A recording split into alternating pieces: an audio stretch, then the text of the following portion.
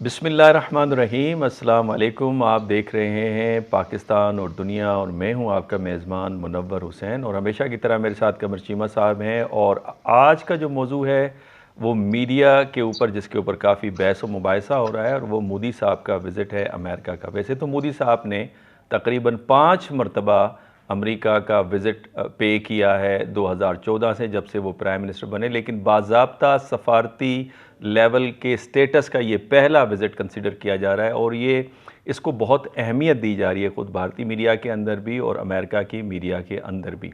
इस विज़िट के क्या अक़रास व मकासद थे, आज का मौजू है। लेकिन आज के इस मौजू पे डिस्कस करने से पहले मैं चाहता हूँ कि इंटरनेशनल मीडिया में क्या हेडलाइंस आई हैं वो चंद मैं आपके सामने रख देता हूँ। सबसे पहले वाशिंगटन पोस्ट जो कहता है कि Modi's US visit sends a big if quiet signal to China.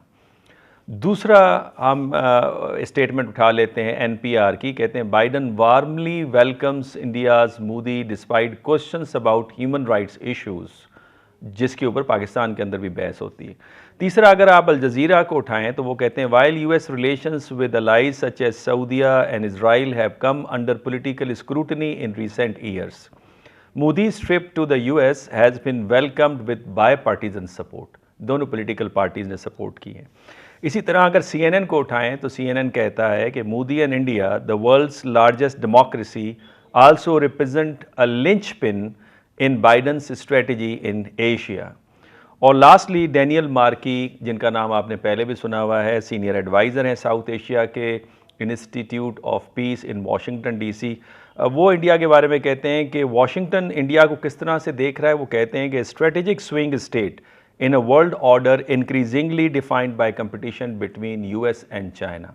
तो ये सारी स्टेटमेंट्स मैंने आपके सामने रखी है। आइए सबसे पहले हम बात करते हैं कमर चीमा साहब से, वो इसके ऊपर क्या राय रखते हैं। कमर चीमा साहब, अस्सलाम वालेकुम। जी, अस्सलाम वालेकुम डॉक्टर साहब, कैसे हैं आप? अल्हम्दुलिल्लाह। वाशिंगटन डीसी का मौसम किस तरह है आज? अब आजकल आप अमेरिका में किसी कॉन्फ्रेंस के सिलसिले में? जी, डॉक्टर साहब बड़ा अच्छा मौसम है। कल जब भारत के वज़ीर-ए-आज़म नरेंद्र मोदी भी व्हाइट हाउस गए, तो हम्म। बारिश हो रही थी और बल्कि जब उन्होंने न्यूयॉर्क से वाशिंगटन आए, तो तब भी बारिश हो रही थी। सो हम्म। पिछले 2 दिन से वाशिंगटन में बारिश हो रही है। जो है वो अब्र रहमत है यहाँ पे। क्वेश्चन यहाँ पे बड़ी बातें हो रही हैं इस वक़्त वाशिंगटन के अंदर। इस वक़्त इंडिया इंडिया की बातें हैं डॉक्टर साहब, अगर देखा जाए। हम्म। उसकी वजह ये है कि लार्जली जो जैसे आपने अपने इंट्रोडक्शन में कहा कि 5 दफ़ा वज़ीर-ए-आज़म मोदी यहाँ पे आ चुके हैं, लेकिन एक टर्म बोली गई है कॉम्प्रिहेंसिव ग्लोबल स्ट्रेटेजिक पार्टनरशिप, जिसे प्राइम मिनिस्टर मोदी और जो अमेरिकी सदर जो बाइडेन बोल रहे हैं। इसका मतलब ये है कि पूरी दुनिया के अंदर जहाँ-जहाँ पे दोनों मुल्कों को मिलना है, जहाँ-जहाँ पे भी दुनिया में जो-जो इश्यूज़ हैं, उसके ऊपर एक कॉम्प्रिहेंसिव पार्टनरशिप और जो जो व्यूज़ हैं, वो हमें हमारे इकट्ठे होंगे। एक बात। दूसरी बात ये है डॉक्टर साहब कि बड़ा ज़बरदस्त वेलकम किया गया है नरेंद्र मोदी को। हम्म। इंडिया जो है उसको अगर देखा जाए तो इस तरह का स्टेटस आपको पता है पहले बड़े कम लोगों को मौका मिला है कि वो कांग्रेस को ट्वाइस खिताब कर सकें और इस तरह जो है वो और अपना व्यू रख सकें डिस्पाइट द फैक्ट कि वो विंस्टन चर्चिल नहीं है मोदी साहब को बड़ा क्रिटिसिज्म दरपेश है यहाँ पे।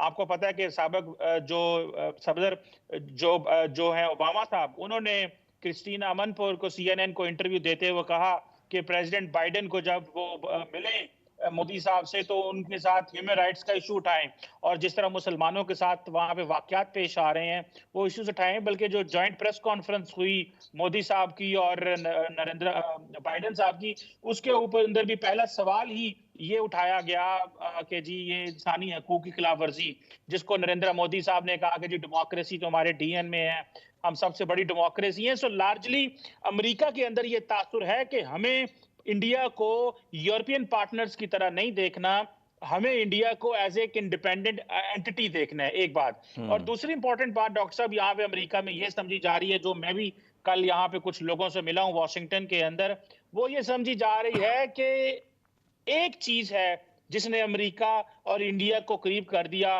वो है इंडिया की strategic location because of China. So hmm. Hmm. One world China जो है उसने बेसिकली इंडिया की किस्मत बदली है। हम्म। और सेकंड इटसेल्फ इंडिया के अंदर कैपेसिटी और कैपेबिलिटी के इश्यूज भी हैं, हम्म। कैपेबिलिटी भी है।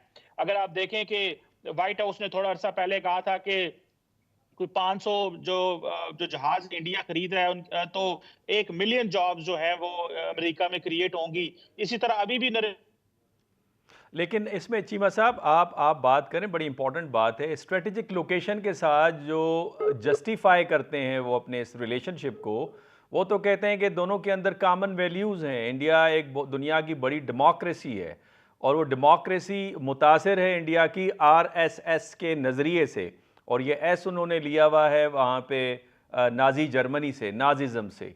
तो इस तरह से जमहूरियत को कैसे डिफ़ाइन कर सकते हैं, जो कि हालात इस वक्त मणिपुर के अंदर जो कुछ हो रहा है, गुजरात के अंदर जो माजी में जो कुछ हुआ है, कश्मीर की कंडीशन जो है, वो तो जमहूरियत को इस तरह से नहीं, बल्कि मैं देख रहा था एक डिबेट भी चल रही थी ऑक्सफोर्ड यूनियन के अंदर, जिसमें एक इंडियन बता रहे हैं कि अब आप इस हुकूमत के नीचे हुकूमत के ख़िलाफ़ क्रिटिसाइज़ नहीं कर सकते। अगर कोई करता है तो उसे कत्ल की धमकियाँ मिलना शुरू हो जाती हैं, ख़वातीन की इस्मत दरी की धमकियाँ मिलना शुरू हो जाती हैं, मीडिया को खामोश करा दिया गया है।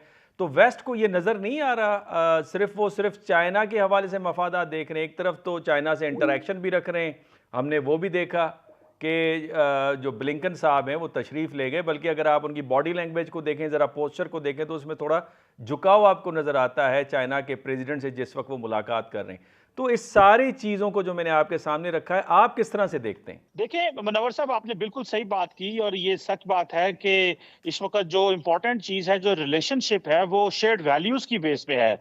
लेकिन बहुत सारे अमेरिकन्स स्कॉलर्स जो हैं, वो एक्सक्यूज़ दे रहे हैं कि इंडिया के साथ हम शेयर्ड वैल्यूज़ के हिसाब से नहीं चल सकते, हमें शेयर्ड इंटरेस्ट को फ़ॉलो करना है। तो मुझे तो ऐसे लग रहा है कि डॉक्टर मुनव्वर साहब, इंडिया जो है, वो एक ऐसे ही है जिस तरह कोई मिडल ईस्ट के अथॉरिटेरियन कंट्रीज़ हों या ऐसे ममालिक हों जहाँ पे डेमोक्रेसी का कोई फुकदान है। अमेरिका समझता है कि क्योंकि हमें इस चीज़ को ठान लिया है कि हमें चाइना का मुकाबला करना है और हमें चाइना को कम्पीट करना है और वो हम बगैर इंडिया के नहीं कर सकते, और हमें एक तरफ तो रशिया जो था उसको वहाँ से भी इंडिया के इंटरेस्ट को मिनिमाइज़ करना है। तो वो समझते हैं कि अगर इंडिया नहीं भी डेमोक्रेसी वो वाली जो हम समझते हैं, तो इससे कोई फ़र्क नहीं पड़ता, क्योंकि हम तो अथॉरिटेरियन गवर्नमेंट से भी डील करते हैं, हम तो डिक्टेटर से भी डील करते हैं। तो हमारे जो नेशनल सिक्योरिटी कंसर्न है, वो बीच में कॉम्प्रोमाइज़ नहीं होने चाहिए। तो मुझे तो ऐसा लगता है कि ये अमेरिका ये समझता है कि नेशनल सिक्योरिटी इंटरेस्ट जो है, वो ये है कि चाइना बहुत बड़ा इंटरेस्ट है और चाइना को मैनेज करना is a bigger question than asking India कि वो अपनी डेमोक्रेसी ठीक करे। सो यहाँ पे ये जो तोजीह अमेरिका के अंदर इस हवाले से वो ये दी जा रही है, लेकिन अब जो राइट्स ग्रुप है, इंटरनेशनल मीडिया जो है, वो बहुत हद तक कॉम्प्रोमाइज़ भी है और बहुत हद तक इस बात को लेकर के कहता भी है कि अमेरिका जो है उसमें ये डिक्लाइन है अमेरिका की फॉरेन पॉलिसी का, कि उसके जो दोस्त हैं वो अथॉरिटेरियन है और खास तौर पे इंडिया को वो स्टेटस देना, इस हवाले से काफ़ी ज़्यादा चेमगोई है। लेकिन जिस तरह का वेलकम और जिस तरह की एंगेजमेंट अमेरिका चाहता है इंडिया के साथ आइंदा आने वाले डेकेड्स में, क्योंकि जॉन किर्बी जो कि नेशनल सिक्योरिटी काउंसिल के स्पोक्स पर्सन हैं और स्ट्रेटेजिक कम्युनिकेशन को व्हाइट हाउस में देखते हैं, उन्होंने ये कहा है रिसेंटली डॉक्टर साहब कि हम इंडिया को ग्रेट पावर बनने में तमाम मदद करेंगे और हम ग्लोबल साउथ का वो समझते हैं वो लीडर बने। सो ये जो डिस्कशन है इस वक्त कि इंडिया, चाइना और अमेरिका जो है ये मिल के they are going to talk about Ukraine के फ्यूचर के बारे में कोपेनहेगन में अगले हफ्ते मिल रहे हैं। सो इससे आपको लगता है कि इंडिया को एज ए ग्लोबल साउथ का रिप्रेजेंटेटिव वेस्ट में और ग्लोबल नॉर्थ में देखा जा रहा है, और ये अफ्रीका हो या बाकी जितने ममालिक हों, समहाउ वो समझते हैं कि इससे पहले कि चाइना इन एरियाज को जाके जो है वो पॉलिटिकली डोमिनेट कर जाए। तो लेकिन एक डॉक्टर साहब मैं आपको इंटरेस्टिंग बात बताऊं कि जो भी हो, इंडिया के पास ना तो वो पॉलिटिकल एक्विमिन है अभी, ना इकोनॉमिक पावर है इंडिया उतनी जितनी वो बातें कर रहे हैं, और ना मिलिट्री पावर है इतनी। तीनों चीजों के ऊपर इंडिया डिपेंडेंट है। पॉलिटिकली जब तक अमेरिका हाथ ना रखे, इंडिया ग्लोबल साउथ का लीडर नहीं बन सकता। उसके लिए फिर वहां पे ये देखना है कि इंडिया का पर्सनल इंटरेस्ट क्या है, वो ममालिक को कैसे ठीक देख हो रहा है, गया जिस तरह कमर वो चीमा साहब, पाकिस्तान को ये तो समझते हैं कि आपकी जो बात है उसका अगर मैं खुलासा करूं कि ये 1970s की जो स्ट्रैटेजी थी हेनरी किसिंजर की कि हम डेमोक्रेसीज़ को नहीं ओन करेंगे बल्कि अपने नेशनल इंटरेस्ट को ओन करेंगे, पहली बात।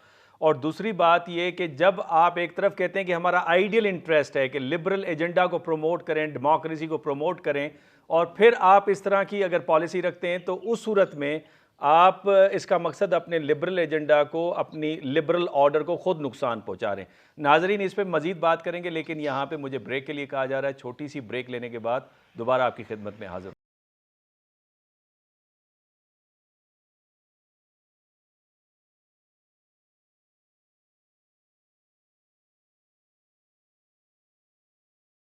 जी वेलकम बैक नाजरीन। वक्फे से पहले मैं चीमा साहब से ये पूछ रहा था, क्या 1970s का फ़लसफ़ा दोबारा अमेरिका में आ गया है, जो हेनरी किसिंजर फरमाते थे कि डेमोक्रेसीज़ के नतीजे में अगर ऐसी हुकूमत आ जाती है पैराफल नेशंस में जो कि उनके मफादात को गज़न पहुँचाती है, तो ऐसी डेमोक्रेसी को हम फेवर नहीं करेंगे और अपने रियलिस्ट एजेंडा को प्रमोट करेंगे। तो मेरा मौक़िफ़ भी यही है कि बुनियादी तौर पे जो रैट्रिक है वो आपको लिबरल नज़र आता है, लेकिन एजेंडा आपको रियलिस्ट नज़र आता है अमेरिका का। चीमा साहब, आप इस पे क्या फरमाएंगे?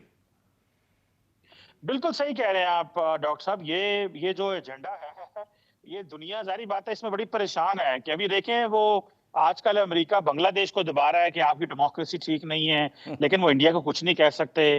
तो ये जो क्वेश्चन है ये बड़े इंपॉर्टेंट है। डॉक्टर साहब आप इसमें हमें बताएं कि ये जो क्या अमेरिका चाइना को काउंटर करते-करते, इंडिया को रशिया से दूर करते-करते, क्या जो ग्लोबल वैल्यूज हैं, जो उनको कॉम्प्रोमाइज करेगा? बिकॉज़ सारी की सारी जो वेस्ट है, उसकी जो बॉन्डिंग है, वो तो ऑन दीज़ शेयर्ड वैल्यूज है, ये डेमोक्रेसी के ऊपर है। तो ये जो क्वेश्चन है कि हाँ जी, चाइना तो हमें कोई मसला नहीं है, चाइना के लिए अगर चाइना को कम्पीट करना है तो इंडिया की जैसी भी लूली-लंगड़ी डेमोक्रेसी है, जैसा भी वहाँ पे मीडिया है, जैसा भी वहाँ पे ह्यूमन राइट्स हैं, हमें कबूल है। तो क्या ये इल्लिबरल डेमोक्रेसी, इल्लिबरल गवर्नमेंट्स ये अमेरिका एक नई फेज में एंटर हो रहा है? How do you see this? आप कैसे देखते हैं इसे डॉक्टर साहब? ये तो डॉक्टर साहब, मुझे तो लग रहा है कि देखिए ना, दूसरा वर्ल्ड ऑर्डर बड़ा क्लियर है इस वक्त दुनिया के अंदर। मैं हमेशा कहता हूँ 3 वर्ल्ड ऑर्डर्स है ना। एक लिबरल वर्ल्ड ऑर्डर है नाम नेहाद, जिसको अमेरिका लीड कर रहा है। दूसरा चाइनीज़ वर्ल्ड ऑर्डर है, जिसको आप जियो इकनॉमिक्स का वर्ल्ड ऑर्डर कहते हैं, कनेक्टिविटी की बात हो रही है। तीसरा इंटरनेशनल वर्ल्ड ऑर्डर है, नॉर्म बेस्ड इंटरनेशनल ऑर्डर। वो कंप्रोमाइज़ हो गया है दोनों इन वर्ल्ड ऑर्डर्स के दरमियान में। दूसरी बात यह है कि मुझे यूँ लगता है कि अमेरिकन्स ने खुद स्पेस क्रिएट कर दिया है दुनिया में, जाके उसको चाइनीज़ और रशियंस उसको फिल करें। जिस तरह उन्होंने मिडल ईस्ट से अपनी तवज्जो हटा के और उन्होंने चाइना की तरफ मरकूज़ कर दी। और अमेरिकन फॉरेन पॉलिसी के अंदर आपको ये फ़्ला नज़र आता है कि किसी भी दुनिया के हिस्से पे लगते हैं तो 20-30 सालों के लिए उस तरफ वो चल पड़ते हैं और कान अपने बंद कर देते हैं और किसी किस्म की क्रिटिक को सुनना नहीं चाहते। और यही उन्होंने मिडल ईस्ट के अंदर किया। अब वो चाइना की तरफ चल रहे हैं और दुनिया के सुनने को तैयार नहीं है। तीसरा जो भारत के लिए लम्हाए फ़िक्र जो है, मैं समझता हूँ वो ये होना चाहिए कि क्रेमलिन, जिसके जो ऊपर आज भी भारत जो है 65% उसकी जो हथियार हैं, उनकी जो सिक्योरिटी है, वो डिपेंडेंट है क्रेमलिन की तरफ। हालांकि उन्होंने उस डिपेंडेंसी को कम किया है 1990s में, 80% से वो 65% तक लेकर आए। और फिर दूसरा ये कि आज भी भारत जो है बहुत बड़े ऑर्डर देता है आपको, रूस को हथियारों के हवाले से। इस वक्त रूस को जितने ऑर्डर दुनिया में मिले 20% भारत ने उनको दिए हैं। और तीसरी बात यह कि अगर वो वहाँ से हटता है, भारत हटना शुरू कर देता है, तो फिर जो वेपनरी सिस्टम है उसका क्या बनेगा भारत के हवाले से? क्या उसकी सिक्योरिटी को प्रॉब्लम होगा या नहीं होगा? और आखिरी मेरे नज़दीक पॉइंट, खुद अमेरिका वो क्या समझते हैं कि भारत चाइना का मुकाबला कर सकता है? कहाँ $19 ट्रिलियन की इकॉनमी और कहाँ $3.5 ट्रिलियन की इकॉनमी। और फिर लद्दाख के अंदर जो नज़र आया, और ख़ुद वाशिंगटन के अंदर तो ये बहस मुबाहिसा चल रहा है कि ये गलत बैट लगाई जा रही है भारत में। इसमें आपका क्या मौक़िफ़ है चीमा साहब? डॉक्टर साहब अगर आपको याद हो, प्रोफेसर जोसेफ एस नाई ने कहा था कि जो पावर को मेजर करने के 3 मेजर चेस बोर्ड्स हैं, आपकी इकोनॉमी, पॉलिटिक्स एंड मिलिट्री। तो अगर आप देखें कि डिफेंस के हिसाब से देखें तो इंडिया जो है आज डिपेंडेंट है पूरी दुनिया के ऊपर। 2019 में जिस तरह अभिनंदन का जहाज गिराया गया था, इंडिया भाग के फ्रांस चला गया राफेल लेने। उसके बाद इंडिया ने S-400 खरीद लिया, अमेरिका ने उसके ऊपर सैंक्शंस नहीं लगाए। So India when it comes to the military hardware, वो खरीद तो सकता है थोड़ा सा, ज्यादा नहीं खरीद सकता, क्योंकि आपको डॉक्टर साहब पता है उनकी फौज बहुत बड़ी है, 1.23 मिलियन की फौज है। ज्यादा जो एक्सपेंडिचर हो जाता है वो तनख्वाहों और जो ऑपरेशनल एक्सपेंडिचर हो जाता है। बाकी नए हार्डवेयर खरीदना, रिसर्च एंड डेवलपमेंट, इसमें बड़ा चीजें चाहिए होती हैं, और वो इंडिया डिपेंडेंट है सारे वेस्ट के ऊपर। एक चीज, when it comes to economy, India देख लें, इंडिया की और अमेरिका चाइना की $125 अरब की बायलैटरल ट्रेड है। आज चाइना कहे कि मैंने इंडियन की मार्केटों को बंद करना है, तो अगर वो अपनी एक्सपोर्ट बंद कर दे, और आपको पता है तकरीबन $100 बिलियन की इंपोर्ट है इंडिया की चाइना से। सो आप इसमें इमेजिन करें कि आज इंडिया चाइना चाहे कि मैंने इंडिया के चूल्हे बंद करने हैं तो वो कर सकते हैं। सो इंडिया बड़ी खामोशी से, और आपको पता है कि भारत की जो ऑपोजिशन पार्टी कांग्रेस है वो बड़ी तनकीद करती है मोदी साहब के ऊपर कि तुम हर मुल्क का नाम लेते हो लेकिन चाइना के बारे में बात नहीं करते, क्यों डरते हो, तुमने फौजी मरवाए ये वो। सो जब इकोनॉमी की बात आए तो इंडिया अभी तो जिसे कहते हैं ना कि वहां पे मिलियंस जो हैं वो लोग, अगर आप देख लें, कम से कम 600 से 700 मिलियन लोग जो हैं वो बस $3-4 अ डे कमा रहे हैं। बाकी एक इंडिया की बड़ी आबादी, इसमें कोई शक नहीं है कि ठीक है मिडिल क्लास में, लेकिन 600-700 मिलियन लोगों का इस मौके पे, इस जगह पे होना भी परेशानी है। So when it comes to politically, अगर आप देखें तो इंडिया कोई खित्ते में कोई पॉलिटिकल इश्यूज रिजॉल्व नहीं कर सकता। इंडिया के नेपाल के साथ मसले हैं जो उन्होंने नया बॉर्डर रीड्रॉ किया है, बांग्लादेश के साथ इंडिया के मसले हैं, पाकिस्तान के साथ ऑलरेडी हैं, श्रीलंका डूबा हुआ था उसको थोड़ी सी उन्होंने फेवर की है। लेकिन क्वेश्चन ये है कि इंडिया के जो बायसनेस है और इंडिया के अंदर ये जो डोमिनेंस है राइट विंग हिंदू नेशनलिज्म की, और ये मजहब की बेस पे अपनी फॉरेन पॉलिसी, नेशनल सिक्योरिटी और अपनी जो पॉलिटिक्स करने लगे हैं, ये बेसिकली ये जो तरक्की करेंगे ये उसको वापस ले आएगी। क्योंकि हमने भी देखा कि जब आप नेशनल इंटरेस्ट को ताबे कर देते हैं अपने मजहब और इन चीजों पे, तो नॉर्मली आपके लिए मसाइल बनना शुरू हो जाते हैं। और मेरा ख्याल है नरेंद्र मोदी जो है उनके ऊपर इस वाले से तनकीद है। सो पॉलिटिकली इंडिया और इकोनॉमिकली और मिलिटरली तीनों वेस्ट पे डिपेंडेंट है। कैसे अगले कुछ सालों में क्या इंडिया ऑटोनॉमी की तरफ जाता है, वो बात तो स्ट्रेटेजिक ऑटोनॉमी की कर रहे हैं बहुत ज्यादा। अमेरिकन जो है वो खामोश हैं, इस सारे प्रोसेस को देख रहे हैं। ये नहीं है कि उनको पता है, लेकिन उनके पास चॉइस कोई नहीं है उस खित्ते के अंदर। डॉक्टर साहब, कोई भी इतना बड़ा मुल्क नहीं है, कोई वहां पे डेमोक्रेसी नहीं है। अमेरिका ने डेमोक्रेसी का नारा भी मारना है।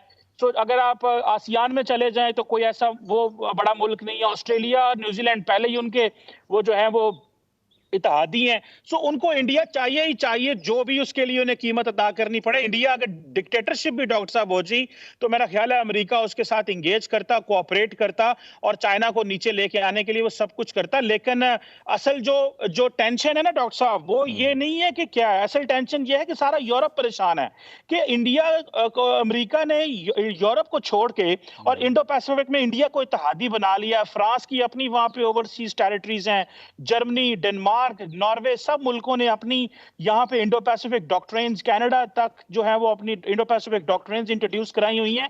लेकिन अमेरिका किसी को इंगेज नहीं करता, स्वाय इंडिया के, स्वाय ऑस्ट्रेलिया के, जापान के।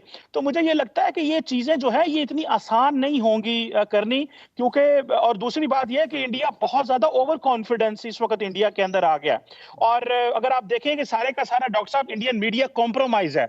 उनके बिजनेस मॉडल इस तरह के हैं कि वहां पे जो मोदी साहब के दोस्त हैं वो सारे, अभी जैसे एनडीटीवी को खरीद लिया गया, अदानी साहब ने खरीद लिया गया, सारे का सारा इंडियन मीडिया कॉम्प्रोमाइज है। वो हुकूमत के खिलाफ बात भी नहीं करता, बल्कि अगले दिन, कल की बात है, परसों की, कि वॉशिंगटन पोस्ट में राना अयूब ने आर्टिकल लिखा कि नरेंद्र मोदी ने किस तरह बॉलीवुड को वेपनाइज कर दिया है, और वो वेपनाइज कर दिया नफरत के साथ। और अगर आप देखें रिसेंटली एक केरला स्टोरी के नाम से एक मूवी बनी, इस तरह और मूवीज बनी, तो उसमें भी जो बीजेपी और आरएसएस के लोग हैं वो बॉलीवुड के एक्टर्स के पास जाते हैं, वो प्रोड्यूसर्स और डायरेक्टर्स के पास जाते हैं, और वो कहते हैं कि हमारी मदद करो और हम और मूवीज बनाओ जिसमें इस्लाम के खिलाफ हो, मुसलमानों को नीचा दिखाओ, और हिंदू राष्ट्र जो है उसको सपोर्ट करो। तो ये सारी की सारी चीजें जो है इंडिया के अंदर से इतनी आवाजें उठना, गो के इकोनॉमिकली पोटेंशियल बहुत है, इंडिया की पॉपुलेशन जो है वो बड़ी वाइब्रेंट है, यूथ के अंदर बड़ी जान है। अगर मैं अभी रिसेंटली अमेरिका आ रहा था, तो अगर जहाज में 100 बंदा है तो डॉक्टर साहब 70 तो इंडियन होते हैं। सो इट मींस कि ये वो इंडिया के लिए अपॉर्चुनिटीज बहुत ज्यादा है, लेकिन एट होम इंडिया के लिए प्रॉब्लम है, क्योंकि हर चीज माइक्रो मैनेज्ड है। नरेंद्र मोदी वॉशिंगटन में आके तो प्रेस कॉन्फ्रेंस कर सकता है, लेकिन नरेंद्र मोदी दिल्ली में बैठ के प्रेस कॉन्फ्रेंस नहीं बड़ी कर सकता, इंपॉर्टेंट बात, क्योंकि वो बहुत मीडिया। इंपॉर्टेंट बात कि नरेंद्र मोदी साहब वॉशिंगटन में तो प्रेस कॉन्फ्रेंस कर सकते हैं लेकिन न्यू दिल्ली के अंदर नहीं कर सकते। मैं समझता हूँ डॉक्टर साहब, नाजी जर्मनी का जो लेसन है वो दुनिया ने उसको अभी लर्न नहीं किया, स्पेशली वेस्ट ने।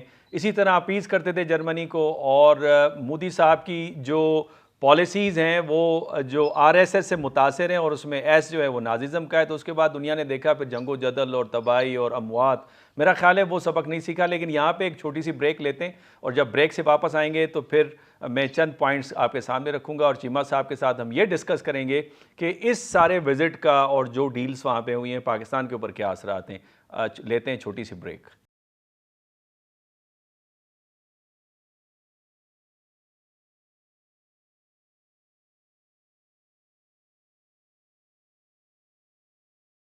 वेलकम बैक नाजरीन। ब्रेक से पहले चीमा साहब बड़ी वजाहत के साथ बता रहे थे कि मोदी साहब का जो विज़िट है उसके असरात क्या हैं। ख़ुद भारत के हवाले से भी वो तज़किया दे रहे थे और अमेरिका के हवाले से भी। चीमा साहब, मैं ये कहना चाहता हूँ कि दुनिया ने सबक नहीं सीखा, और नाजी जर्मनी से जो कुछ हुआ था, ये जो अपीज़ कर रहे हैं ये अपीज़मेंट अच्छी नहीं रहेगी, क्योंकि इस ख़िते के अंदर 3 न्यूक्लियर पावर्स हैं, और ये खुदा ना खास्ता अगर क्राइसिस सही प्रॉपर मैनेज नहीं होता, जो कि कश्मीर फ्लैश पॉइंट मौजूद है, तो ये बात तो कहीं जा सकती है। दूसरा ये कि क्रेमलिन से मैं ये समझता हूँ कि इंडिया का हटना, इसकी एक जो बुनियादी वजह वो ये भी है कि वहाँ पे यूक्रेन की वॉर चल रही है, और वो जो हथियारों की तरसील है उसमें कहीं रुकावट आई, जिसकी वजह से भारत ने देखना शुरू किया है वाशिंगटन की तरफ। लेकिन शायद हम लोग ये मीडिया के अंदर भूल जाते हैं, और मीडिया के अंदर इस तरह का आपको नैरेटिव नज़र नहीं आता कि बुनियादी तौर पे अमेरिका को, वेस्ट को इस वक्त इंडिया चाहिए, और इंडिया की पॉलिसीज़ की वजह से वो नहीं आ रहे, बल्कि उनके मफादात हैं इस वजह से वो भारत की तरफ से आ रहे हैं। तो ये क्रेडिट देना कि मोदी साहब की जो फॉरेन पॉलिसी है वो बड़ी ताकतवर किस्म की फॉरेन पॉलिसी है, और देखें जी वो एक तरफ रशिया से फ़ायदा उठा रहा है, दूसरी तरफ वेस्ट से उठा रहा है। उनको ये समझ नहीं आ रही कि हमें भी हीरोइक वेलकम मिला करता था जब अयूब खान वहाँ तशरीफ़ ले गए थे, कैंप डेविड में जब जनरल ज़िया-उल हक साहब गए थे, उसके बाद मुशर्रफ साहब गए थे। तो नीड बेस्ड पॉलिसी। लेकिन आपका एक पॉइंट बड़ा इंपॉर्टेंट है कि जिस तरह से डिज़र्ट किया है, यूरोप को छोड़ा जा रहा है और यूरोप वीक हो रहा है, जहाँ पे एक कॉमन इंटरेस्ट नज़र आता है in terms of culture, in terms of history, मेरा ख्याल है ये अमेरिका को आगे चल के फ़ायदा नहीं देगा। लेकिन ये वजह है खलीलज़ाद का, अगर आप फ़लसफ़ा देखें जो पोस्ट कोल्ड वॉर के बाद उन्होंने दिया कि अमेरिका को यूनिलैटरलिज्म लेना चाहिए और अपने अलाइस को हमेशा तब्दील करते रहना चाहिए, और इस किस्म की बात रिचर्ड हास ने भी कही जब उन्होंने रियलिज्म प्लस दिया। लेकिन अगर यूरोप अगर कमज़ोर होता है तो आपको लगता है कि अमेरिका के मफादात जो हैं वो रिटेन कर पाएगा, specially in terms of liberal world order, या वो कंप्रोमाइज़ हो जाएगा? चीमा साहब, देखिए डॉक्टर साहब, जो इंपॉर्टेंट चीज इस वक्त देखने वाली है वो ये है कि जो यूरोप को देखें अगर, तो यूरोप ने अपने आप को बहुत ज्यादा चाइना के साथ अलाइन कर लिया हुआ है। हाँ, अगर फ्रांस कर आपको लिया। याद हो कि रिसेंटली जो फ्रेंच प्रेसिडेंट एमैनुअल मैक्रोन आए थे चाइना, और उन्होंने वहां पे खड़े होकर ये कहा था, बीजिंग में खड़े होकर ये कहा था कि यूरोप जो है वो थर्ड पोल ऑफ पावर है, और यूरोप जो है वो वेसल स्टेट नहीं बनेगा। बेसिकली वो अमेरिका को कह रहे थे कि आपके कहने पे हम दुश्मनी आप नहीं लेंगे, और आपके कहने पे पूरी दुनिया में हम दोस्तियां नहीं करेंगे, क्योंकि आप जो है वो रशिया तो ठीक है, एक कम्युनिज्म एक थ्रेट है हमारी वैल्यूज को, कल्चर को, और इमीडिएटली यूरोप उसे डरता है। लेकिन अगर आप कहें कि हम चाइना से भी अपने आप को डिस्टेंस कर लें, तो वो बात उन्होंने कहा कि हम नहीं करने वाले। तो मुझे लगता है कि जो भी बंदा इस वक्त यूरोप में से लोग आ रहे हैं चाइना, वो समझते हैं चाइना इतनी बड़ी इकोनॉमी है कि वो अपने पॉलिटिकल इंटरेस्ट भी शो नहीं कर रहा, मिलिटरीली भी कहीं तंग नहीं कर रहा, बिजनेस की बिजनेस कर रहा है, तो हम क्यों ना इस ग्लोबल फैक्ट्री से फायदा उठाएं, और क्यों ना हम इससे फायदा उठाएं। तो ये यूरोप जो है वो सारे का सारा यूरोप बड़ा परेशान है। एक तरफ अभी ये यूक्रेन की वॉर की वजह से भी यूरोप के अंदर बड़ा परेशानी है कि हमारे बहुत ज्यादा रिसोर्सेज लग रहे हैं। यूरोप, नेटो को कहा जाता है कि आप अपना जीडीपी का 2% दें, क्योंकि इस वक्त वॉर चल रही है। तो जब उन लोगों को, ममालिक को अपने जो रिसोर्सेज हैं वो डिफेंस की तरफ लेके जाना पड़ते हैं और ह्यूमन डेवलपमेंट अंडरमाइन करनी पड़ती है, तो यूरोप के अंदर फिर सियासतदानों के लिए भी मसाइल पैदा होते हैं। सो यूरोप इसके अंदर बड़ी एंजाइटी है उनके अंदर, लेकिन एट द सेम टाइम वो कोई इंडिया अमेरिका को ब्लैंक चेक नहीं देना चाहते ऑन चाइना, कि जब जो मर्जी फैसला कर लें, जो जैसे मर्जी करें, जिस तरह इंडिया अमेरिका को ब्लैंक चेक नहीं दे रहा, इस तरह यूरोप भी इंडिया अमेरिका को चाइना के ऊपर ब्लैंक चेक नहीं दे रहा, लेकिन एक बड़ा डिस्कनेक्ट है अमेरिका और यूरोप के बीच में ऑन चाइना। अच्छा चीमा साहब, ये बड़ी इंपॉर्टेंट आपने बात कही। ये बताएं कि बहुत सारे हथियार खरीदने की काविशें और कोशिशें हैं भारत की, जिसमें सी गार्डियन ड्रोन्स की भी बात हो रही है जो सर्वेलेंस कैपेबिलिटी को बढ़ा देगा। तो आपको लगता है इससे खिते के अंदर वो जो हम कहते हैं थ्यूसीडाइड्स ट्रैप एकेडमिक लैंग्वेज के अंदर वो क्रिएट हो जाएगा, इम्बैलेंस ऑफ पावर होगा? तो पाकिस्तान के पर्सपेक्टिव से ये डेवलपमेंट कैसी है, आप इसको कैसे समझते हैं? क्योंकि आप वहाँ अमेरिका में बहुत सारे लोगों के साथ मिलते भी होंगे। पाकिस्तानी नैरेटिव वहाँ पे क्या चल रहा है, या कोई चल भी रहा है या बिल्कुल खामोशी है? नहीं जी, पाकिस्तान के बारे में तो अमेरिका में बिल्कुल खामोशी है, कोई बंदा पाकिस्तान की बात नहीं करता। कल आप देखें व्हाइट हाउस की जो जॉइंट स्टेटमेंट आई थी, उस जॉइंट स्टेटमेंट में कहा गया, पाकिस्तान का नाम लेके कहा गया क्रॉस बॉर्डर टेररिज्म बंद करें। तो डू मैं तो मोर की समझता बात की हूँ गई है। हमें तो इस चीज की समझ नहीं आती। हमने पिछले 18 साल दहशतगर्दी की जंग में 70,000 जानें दी हैं, $125 का नुकसान किया, अपना मुआशरा हमारा तबाह हो गया है, और आज हमें ये सवाल किए जा रहे हैं। लेकिन एक और बात भी है डॉक्टर साहब, कि हमने अफगानिस्तान की तरफ जो मुजाहिदीन थे उनको तो ग्लोबली डेजिग्नेट कर दिया, लेकिन जो ऑन दी कश्मीर साइड पे जो नॉन स्टेट एक्टर्स थे उनको बड़े हमने स्लोली या फिर देखिए डॉक्टर साहब, जो अभी हाल ही में जो जॉइंट स्टेटमेंट आई है व्हाइट हाउस से प्रेसिडेंट बाइडेन की और प्राइम मिनिस्टर मोदी की, उसमें पाकिस्तान का जिक्र किया गया है कि जी वहां से क्रॉस बॉर्डर टेररिज्म हो रही है, लश्कर तैयबा, जैश ए मोहम्मद और ये नॉन स्टेट एक्टर जो हैं, इस हवाले से हमें प्रेशर डाला गया है। यानी डू मोर का राग फिर अलापा जा रहा है।